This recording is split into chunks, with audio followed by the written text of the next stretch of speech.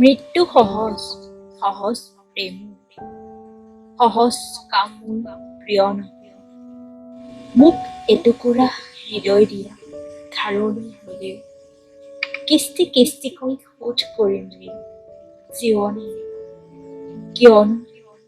জীৱন মোৰ বাবে আটাইতকৈ কঠিন আৰু জীয়াই থকাটো তাতোতকৈ জীয়াই থকাটো তাতোতকৈ